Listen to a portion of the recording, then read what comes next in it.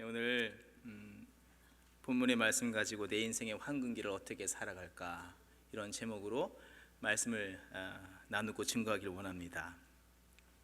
오늘 우리는 성경의 한 인물을 말씀을 통해서 보게 됩니다. 바로 애굽의 총리가 된 요셉을 보게 됩니다. 참 멋지지 않습니까? 그런데 오늘 본문을 보게 되면 그는 감옥에 갇혀 있는 상황입니다. 어떻게 이 요셉이 이 감옥을 벗어나서 총리가 되었는가?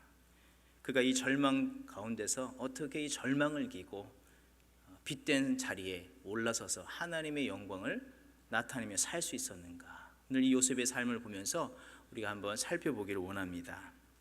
여러분, 모든 사람들에게는 황금기가 있는 것 아십니까? 황금기가 무엇입니까? 골든 에이지라고 해서 절정에, 자기의 삶 속에서 절정에 올라와 있는 그 시기, 다른 말로는 전성기라고 얘기하죠. 어르신들을 신방하거나 이렇게 만나서 대화를 나누다 보면 과거를 이렇게 이야기할 때가 있습니다. 그럴 때마다 이 어르신분들께서 이렇게 얘기를 풀어나가실 때 자신의 전성기를 이렇게 말씀하실 때가 있습니다. 황금기인 자기의 절정기를 이렇게 말씀하실 때 얼마나 이분들이 익사이팅 하시는지, 얼마나 즐거워하시는지 모르겠습니다. 전성기를 이야기할 때는요, 지금의 모습이 아니라 그 절정기에 있는 그 느낌 그대로를 이야기하십니다. 내가 그때 이렇게 했다. 아주 톤도 높고 빠르고 젊은 사람 못지않게 아주 열심히 얘기하시고요, 심지어는 뭐 한두 시간 얘기하시는 거 끝이지 않고 계속 얘기를 하실 때가 있습니다. 얼굴빛은 되게 밝아지고. 여러분의 황금기는 언제이십니까? 여러분의 인생에 있어서 절정기는 언제이십니까? 누구나에게는 이 황금기, 이 절정기가 있는 것 같습니다. 요즘 중고등부 아이들 만나서 얘기해 보더라도 쉽게 알 수 있습니다. 내가 그때 말이야,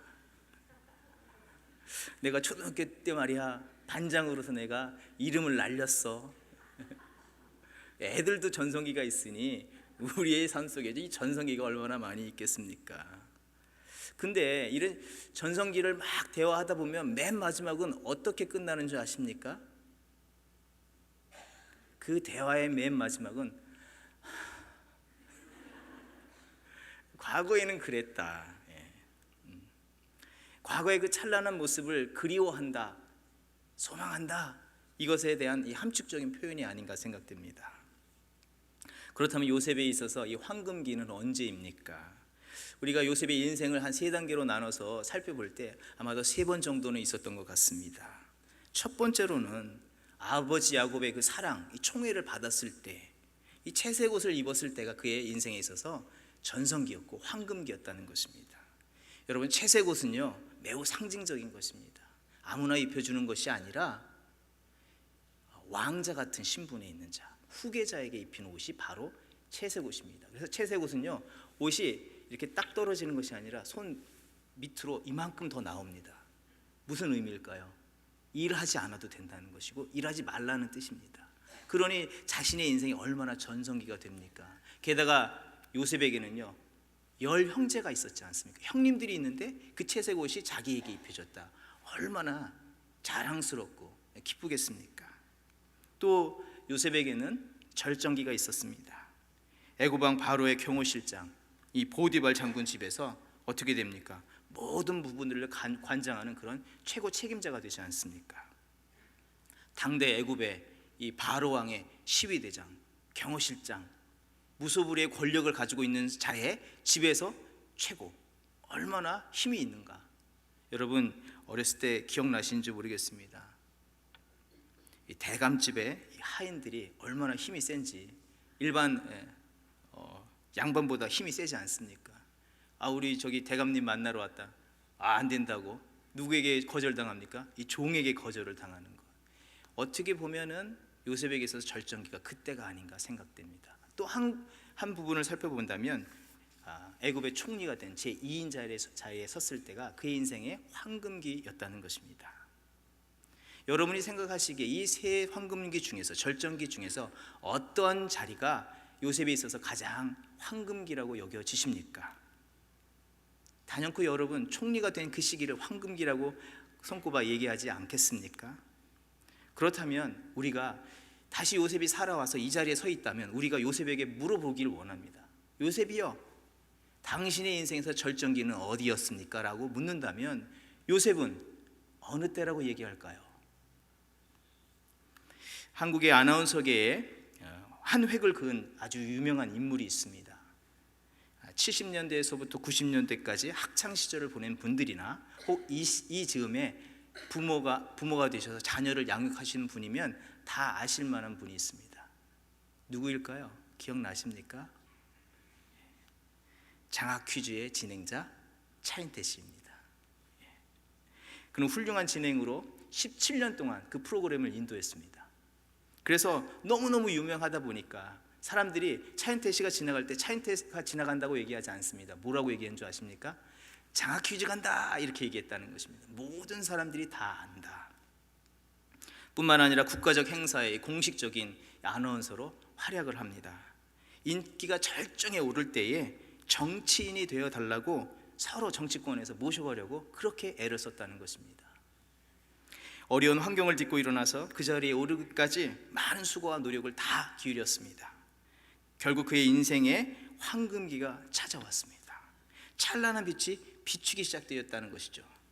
그러나 급작스럽게 이 황금기가 사라져버리고 그의 삶 가운데 암흑기가 찾아와 버렸습니다. 2009년에 생명과 직접적인 연관이 있는 심장하고 폐 사이에 악성 종양이 발병이 된 것입니다. 그는 그 찬란한 자리를 다 내려놓아야 됐습니다. 영광의 자리도 다 물러서야 됐습니다. 그 순간적으로 그 찬란한 빛을 다 잃어버리게 되었다는 것입니다. 그리고 아무도 알아줄 수 없는 중환자실 저 속에서 거기서 투병 생활을 시작했다는 것입니다. 의사로부터는 완치가 불가능합니다라는 선고를 받았습니다. 그 이후로부터 찾아온 육신적인 고통은 이루 말할 수 없었다고 합니다. 그는 심령에서 그렇게 원망하고 고통스러워했다는 것입니다. 내가 이것이 지금 무엇인가? 원망과 서글픔과 부끄러움과 허탈함, 무기력감, 그것이 맷돌 윗짝처럼 자기를 꽉 눌러서 도무지 움쩍달싹 하지 못할 정도로 만들었다는 것입니다. 그러나 그의 간증에 의하면 자신의 진정한 황금기가 바로 그때라는 것입니다. 기억하기 싫은 6년 동안의 9번의 대수술, 검진하기 위해서 간호사가 찾아오는 그 간호사의 슬리퍼 끄는 소리가 오히려 두려웠던 그 시기가 자신의 인생의 황금기라고 그는 고백한다는 것입니다. 황금기를 추억하고 꿈꾸는 대다수의 사람들은 그 기준을 어디에 두고 있느냐? 바로 세상에 두고 있다는 것입니다. 요셉의 황금기가 어디입니까? 라면 누구나 다 요셉이 총리가 된 것이 황금기지요 라고 얘기하지만 많은 사람 대부분은 세상을 기준을 두어서 그 시기를 황금기라고 얘기한다는 것입니다. 형들과 차별되어서 채색 옷을 입은 자리가 황금기다. 다른 종들보다 또 뛰어나서 이 시위대장에게 사랑을 받고 신임을 받은 그 자리가 황금기이다. 다른 지식인들은 해결하지 못했던 바로 왕의 꿈을 해석해서 일약 총리가 된 그 자리가 내 인생의 황금기다. 많은 사람들은 그렇게 얘기하지만 성도들은 세상을 기준으로 삼아서 타인과 비교하여서 상대적인 성공을 이루어서 내 인생이 성공기였고 이 자리가 황금기다고 얘기하는 것이 아니어야 된다는 것을 하나님은 우리에게 말씀하고 있습니다. 세상의 기준을 가지고 우리의 삶을 바라보는 것이 얼마나 어리석은 일인지 여러분 아십니까? 쉽게 깨달아 알 수 있습니다. 세상에서는 밑에서 위를 보면서 이 건물이 크다, 저 건물이 크다, 이 사람이 더 높다, 이 사람을 따라가야 된다, 많은 길들을 얘기하지만 여러분 지금 당장 비행기 티켓을 끊으셔서 시택공항에서 비행기를 타고 활주로를 박차 올라가 보시기 바랍니다. 그 순간 마운틴 레이니어나 저희 집이나 다 하늘 아래 땅에 거하고 있다는 것입니다. 우리의 인생 황금기를 구분하는 것은 우리의 시각이 아닌 하나님의 시각으로 볼 수 있어야 된다는 것입니다. 베드로전서 2장 9절의 말씀, 그러나 너희는 택하신 족속이요 왕같은 제사장들이요 거룩한 나라요 그의 소유가 된 백성이니 이는 너희를 어두운 데서 불러내어 그의 기이한 빛에 들어가게 하신 이의 아름다운 덕을 선포하게 하려 하심이라. 우리는 그렇게 지음을 받았고 그렇게 살아가는 존재로 주님께서 부르신다는 것입니다. 세상에 속한 자가 더 이상 아니라는 것이고요, 하나님께 속한 자로서 하나님의 시각으로 우리 인생을 조망해보고 살펴보며 하나님의 거룩한 뜻을 따라서 살아갈 수 있는 믿음의 종들이 되어야 된다는 것입니다. 사랑하는 성도 여러분, 탕자에게 있어서 황금기는 언제입니까? 그의 인생의 절정기는 언제입니까?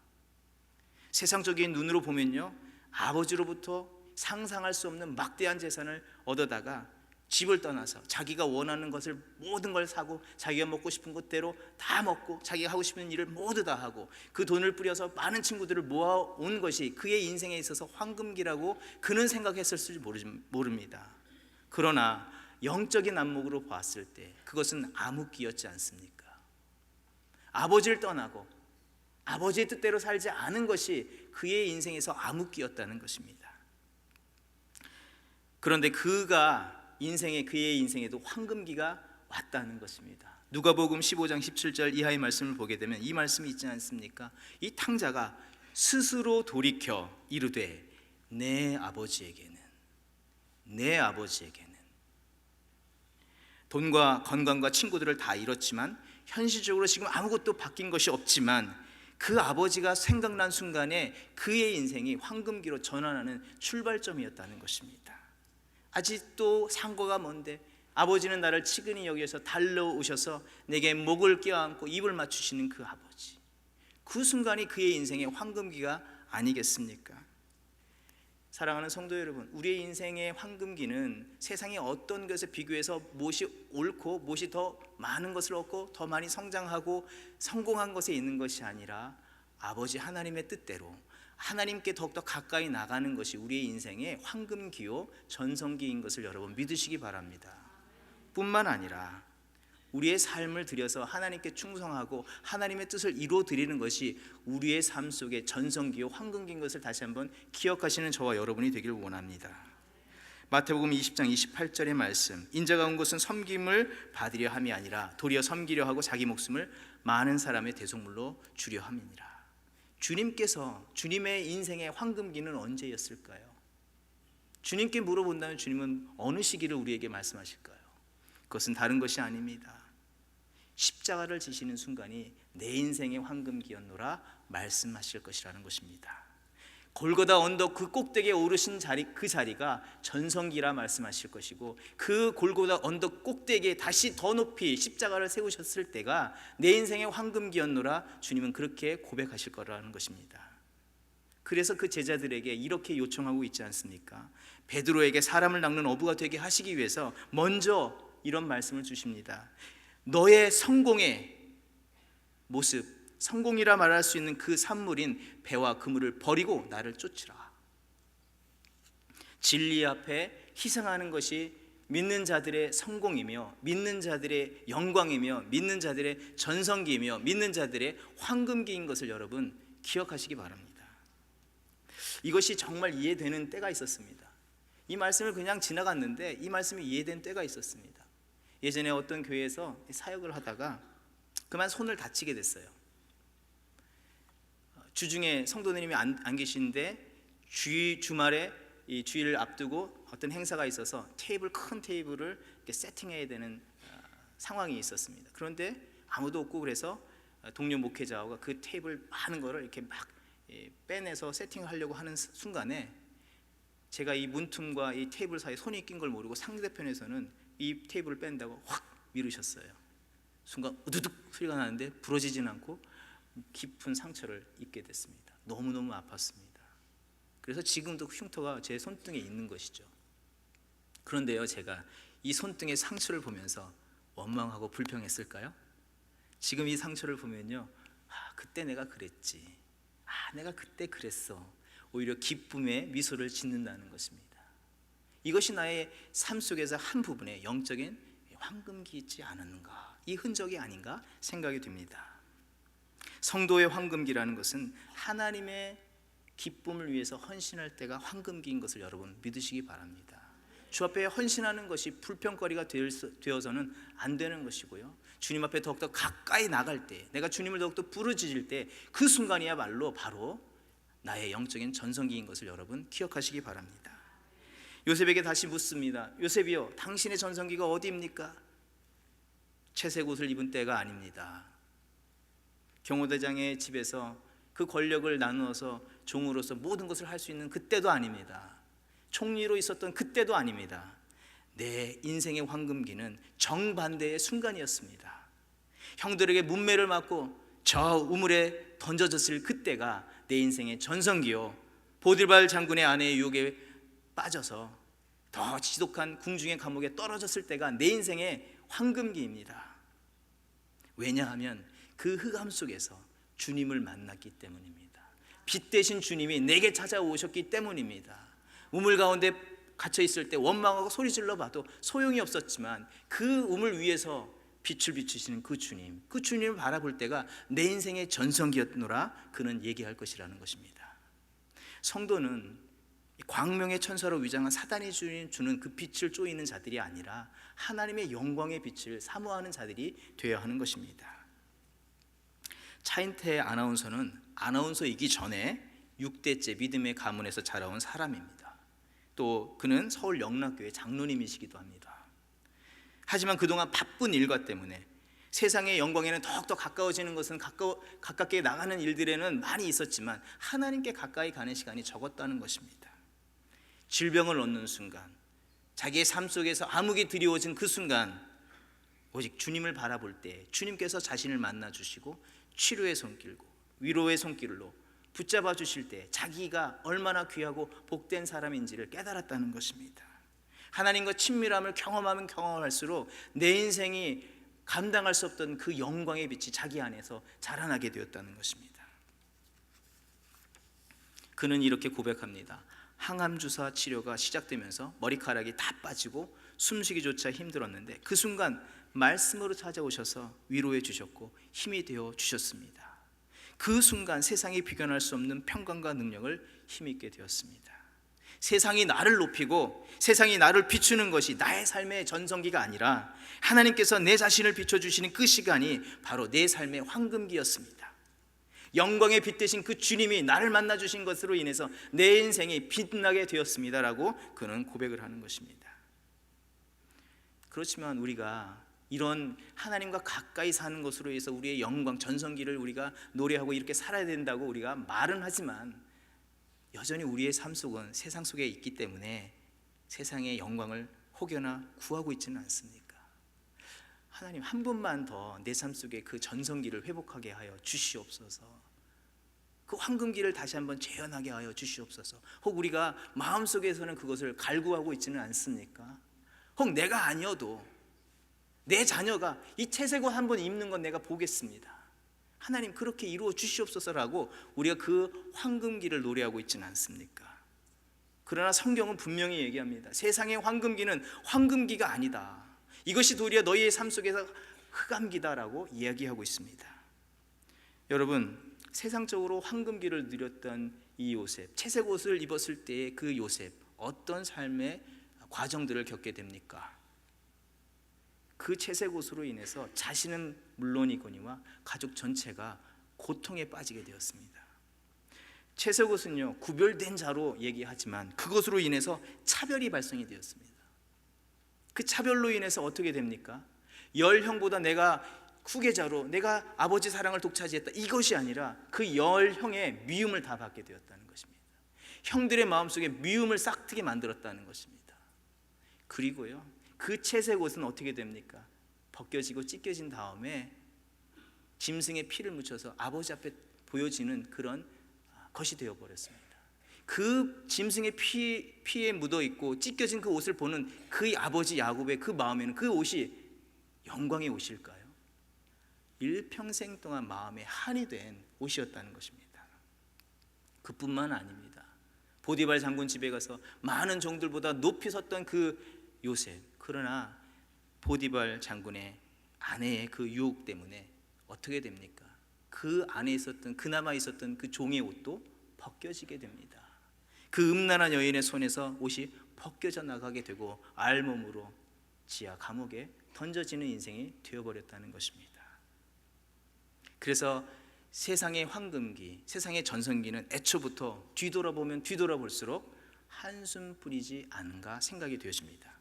시편 4편 2절의 말씀, 인생들아 어느 때까지 나의 영광을 바꾸어 욕되게 하며 헛된 일을 좋아하고 거짓을 구하려 하는가. 성도는 그래서 세상의 황금기를 추억하거나 세상의 영광을, 미래적인 영광을 꿈꾸는 자가 아니라 하나님의 의의 빛을 구하고 하나님의 영광을 위해서 살아가는 자들이 되어야 한다는 것입니다.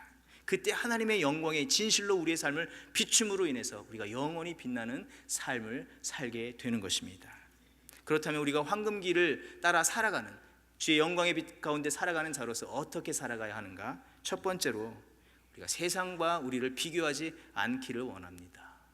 날마다 우리는 어떻게 됩니까? 세상을 이기었노라 얘기하면서 세상과 비교하여서 마음이 위축이 되어지고 자존감이 무너지고 하나님이 원하시는 뜻을 행하지 아니하고 나도 세상의 사람들처럼 성공하기 위해서 거짓을 행할 때가 얼마나 많이 있냐는 것입니다.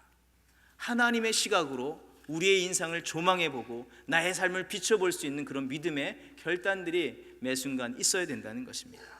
오늘 성시교독에서 나눈 말씀처럼 에녹이 나와 있는데요, 그때 당시 아담의 자손의 이 평균 연령은 900세입니다.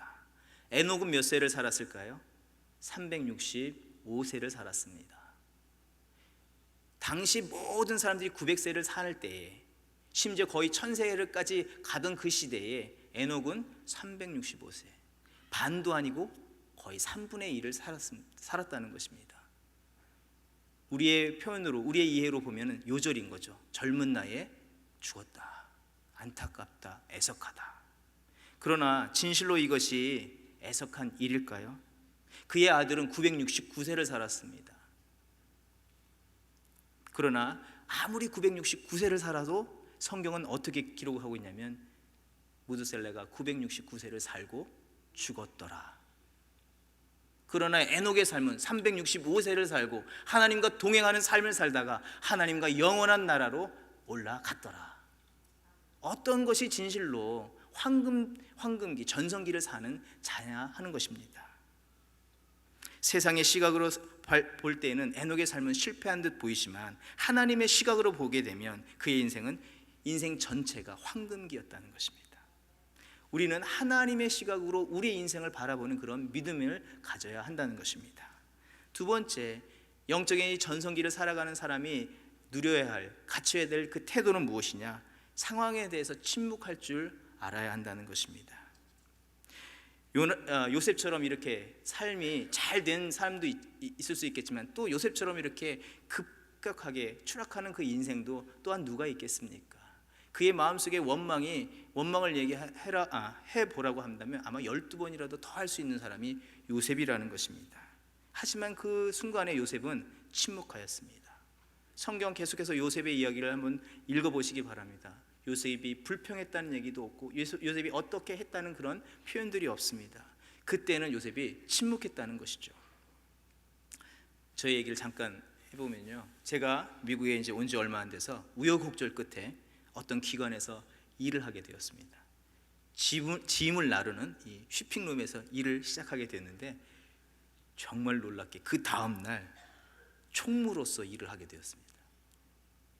1층에서 박스를 날라야 되는 사람이 그 다음 날은 총무가 되어서 4층 오피스에서 펜을 굴리면서 일을 하게 되었죠. 그래서 제가 마음속으로 야, 나도 총리가 됐네, 요셉이 되었네, 이런 생각을 했죠.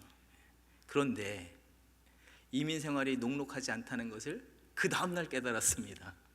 왜냐하면 총무도 똑같이 박스를 날라야 됐던 것입니다. 이름만 총무지 박스를 또 날랐다는 것입니다. 박스를 나르면서 그 캘리포니아 100도가 넘는 그 대학볕에서 박스를 나르면서 속에서 부글부글 됐습니다. 박스를 나르다가 어깨에 맨 채 하늘을 쳐다봤습니다. 그리고 매우 불편한 눈으로 또 마음에는 부글부글한 소리로 표현은 안 됐지만 속에서 이런 소리를 했습니다. 하나님, 도대체 왜 제게 이러십니까? 도대체 하나님 왜 나에게 이러십니까? 이런 계획과 꿈을 주셨고 이런 계획과 꿈을 가지고 하나님께 헌신하고자 이 미국 땅 멀리까지 왔는데 하나님, 이 말도 안 되는 이 뜨거운 날씨에 이 초라한 작업복을 입히시고 모양 빠지게 박스 메고 지금 제가 지금 뭐 하는 겁니까 하나님? 도대체 왜 저에게 이러시는 거예요? 하나님께서 그럼 대답을 하셨을까요? 대답해 주셨습니다. 요셉의 말씀을 계속 묵상하다가 깨닫게 하신 게 있었습니다. 하나님께서 이렇게 말씀하시는 것 같았어요. 야, 너 나에게 그러는데 너 좀 생각 좀 해봐라. 내가 너한테 미국 오라고 했냐? 아니면 네가 오고 싶어서 온 것이냐? 솔직하게 너 대답해봐라. 제가 오고자 했죠. 그래? 그럼 좋다. 이것저것 다 떠나서 너 인생이 광야 같다고 너 말하지 않았냐? 많은 성도들 앞에서 인생이 광야 같습니다라고 너 외치지 않았냐? 근데 광야가 너 어떤 데인지 너 아냐? 광야요? 광야에는 아무것도 없는 거 너 안 알고 얘기하는 거냐? 예, 아무도 알아봐 줄 수 없는 데가, 아무도 알아봐 주지 않는 데가 광야다. 그런데 이 광야에서 있는 거는 무엇이 있느냐? 광야에 나는 먼지와 모래의 바람이 있지 않습니까? 그렇지. 그걸 아는데 왜 그러니? 왜 눈을 그렇게 부릅뜨고 크게 뜨니? 모래가 그렇게 나르는데 눈 뜨고 있으면 누가 손해니? 네? 너 그리고 아까 소리 질렀더라. 그렇게 입을 크게 벌리면, 이 모래바람이 많은 이 광야에서 입을 그렇게 벌리면 누가 손해니?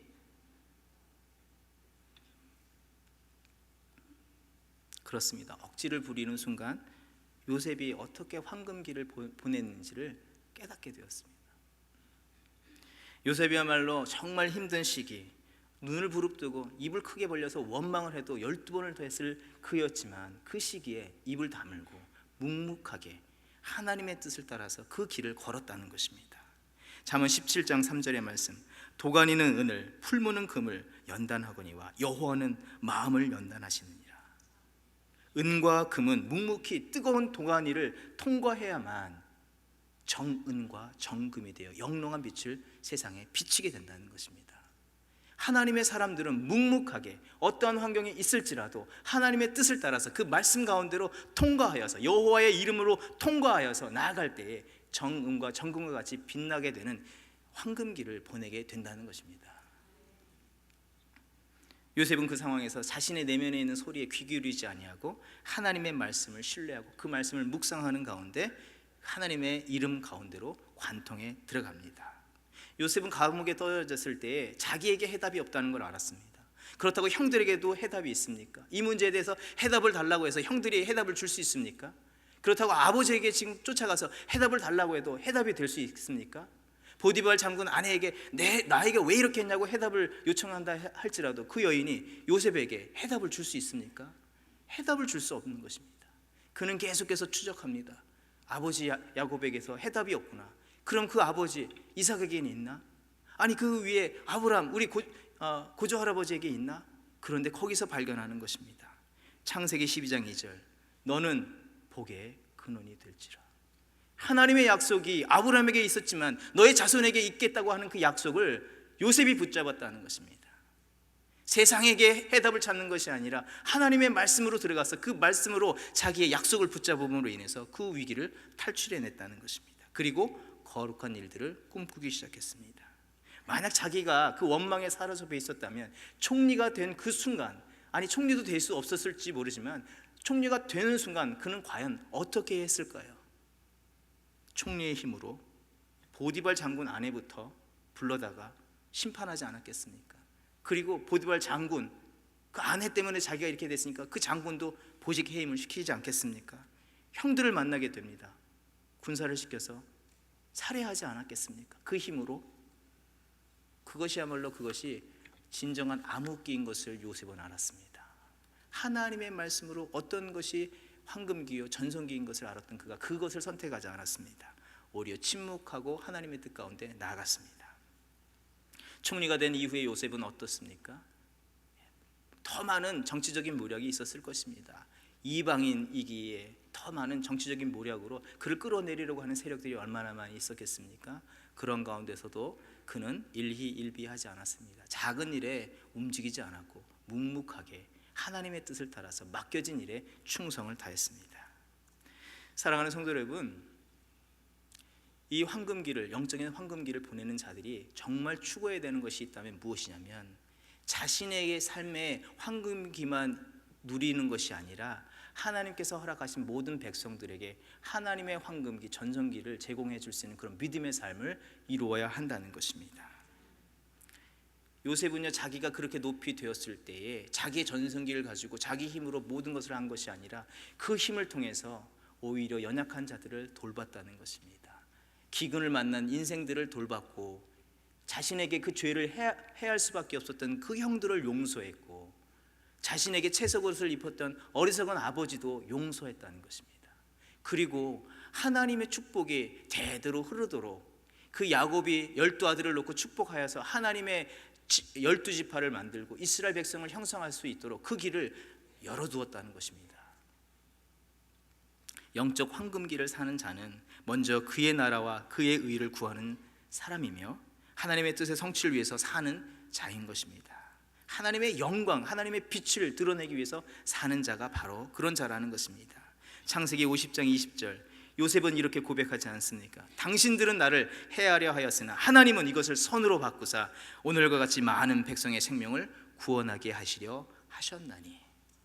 자기를 부인하고 어찌할 수 없는 세상의 죄 가운데 넘어질 수밖에 없는 이 세대를 안타까워하며 오히려 그들을 그 힘과 그 영광의 자리로 이끌어 내려고 했던 것이 요셉의 삶이라는 것입니다. 그런데 이 요셉의 삶이 바로 우리 주님의 삶이었다는 것입니다. 자신을 핍박하고 자신을 못 박는 그 모든 사람들을 향하여서 하나님께 어떻게 기도하셨습니까? 아버지여, 저들을 용서하여 주시옵소서. 저들은 저들이 하는 것을 모르나이다. 말씀을 정리하도록 하겠습니다. 혹 지난 황금기를 아쉬워하고 또 내 황금기가 깨트려졌다고 해서 어떤 사람을 불평하고 원망하는 그런 마음이 우리 가운데 있습니까? 혹 여전히 내 인생에 이 채색옷을 입혀주시옵소서, 내게도 전성기를 다시 한번 주시옵소서라고 하는 세상적인 이 황금기를 꿈꾸는 분들은 계시지 않습니까? 그러나 하나님의 거룩한 백성으로서 올바른 목표와 목적을 가지고 살아가시는 저와 여러분의 삶이 되기를 원합니다. 차인태 장로님은 이렇게 기도합니다. 내가 이제 앞으로 주님 앞에 설 때에 기쁘게 주님과 마주할 수 있는 기회를 주시옵소서. 그 빛 앞에 부끄러움 없는 빛을 나타내며 서게 하여 주시옵소서. 또 이렇게 다짐합니다. 주님 앞에 설 때까지 주를 증거하는 삶을 살 것입니다. 그런 하나님이 왜 원망스럽겠습니까? 감사하고 또 감사한 일이죠. 이제 우리 각 사람은 세상의 황금기를 꿈꾸기보다, 또 우리 타코마 중앙장로교회는 지난날의 영광을 노래하기보다 오늘 하나님의 이름 가운데로 나아가고 그의 기뻐하시는 그 일들을 이름으로 인해서 오늘 우리에게 주시기를 원하시는 그 영적인 전성기를 누리는 저와 여러분이 되시기를 주의 이름으로 축원드립니다.